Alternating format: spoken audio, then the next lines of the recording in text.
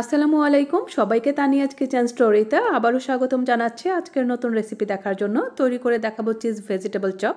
এখন বাজারে প্রচুর শীতের সবজি পাওয়া যায়, তাই এখনই এই চপটা খাওয়ার উপযুক্ত সময়। আশা করছি রেসিপি সবার কাছে ভালো লাগবে। রেসিপি ভালো লাগলে অবশ্যই চ্যানেল সাবস্ক্রাইব করে আমার পাশে থাকবেন আর পাশে থাকা বেল বাটনটি অন করে রাখবেন। এর জন্য এখানে আমি 300 গ্রাম সবজি নিয়েছি। এখানে আমি নিয়েছি ফুলকপি, গাজর এবং আলু। আপনারা আপনাদের পছন্দ মতো অন্যান্য সবজিও অ্যাড করতে পারেন। এখন এই সবজিগুলোকে আমি পানিতে ফুটিয়ে নিব বা সেদ্ধ করে নিব।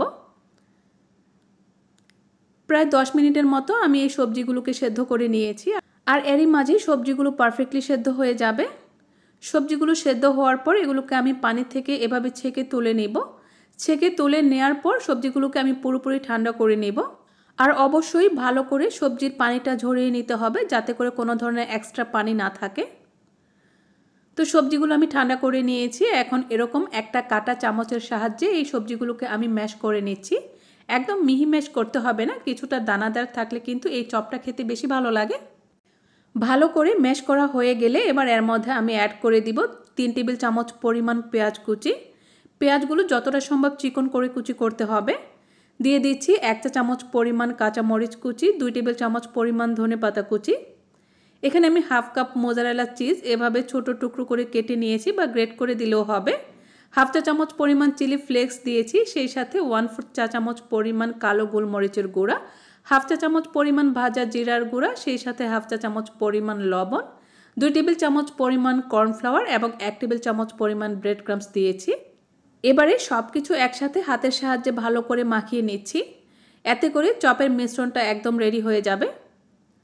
তো ভালো করে মাখিয়ে নিয়েছি। এবার হাতটা ভালো করে পরিষ্কার করে হাতে তেল মাখিয়ে নিয়েছি। অন্যদিকে এখানে আমি একটা ডিম ভেঙে নিয়েছি।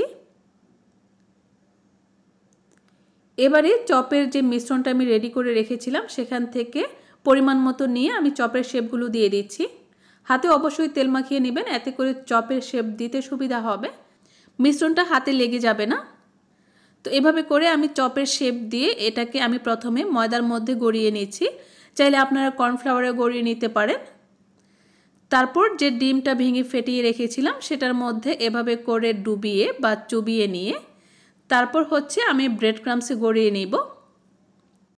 একই পদ্ধতিতে আমি সবগুলো চপ তৈরি করে নিব। সবগুলো চপ তৈরি করার পর চপগুলো ভালো করে সেট হওয়ার জন্য বা উপরের যে কোটিংটা সেটা ভালো করে সেট হওয়ার জন্য এই সবগুলো চপ আমি 10 মিনিটের জন্য নর্মাল ফ্রিজে রেখে দিব। 10 মিনিট পর চপগুলোকে আমি তেলে ভেজে নিব। এর জন্য চুলায় প্যানে তেল গরম করে নিয়েছি। আর অবশ্যই তেলটা ভালো করে গরম করে নিতে হবে। তারপর চপগুলো দেওয়ার পর চুলার আঁচটাকে মিডিয়ামে রেখে চপগুলো ভেজে নিতে হবে। দুইটা পাশ আমি এরকম গোল্ডেন কালার করে ভেজে নিয়েছি। ভাজা হয়ে গেলে তেল ঝরিয়ে তুলে নিচ্ছি। যেহেতু আমি চপগুলো তৈরি করার পর নর্মাল ফ্রিজে রেখে দিয়েছিলাম, এতে করে উপরের কোটিংটা ভালোভাবে সেট হয়েছে, যার কারণে কিন্তু দেখতে পাচ্ছেন তেলটা খুব বেশি নষ্ট হচ্ছে না। একই পদ্ধতিতে সবগুলো চপ আমি ভেজে নিয়েছি। আর দেখতেই পাচ্ছেন চপগুলো কতটা লোভনীয় হয়েছে।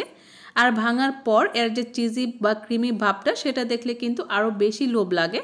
রেসিপি ভালো লেগে থাকলে অবশ্যই ভিডিওটিতে লাইক এবং কমেন্ট করে দিবেন আর আপনার ফ্রেন্ডস এবং ফ্যামিলির সাথে শেয়ার করবেন। আল্লাহ হাফেজ।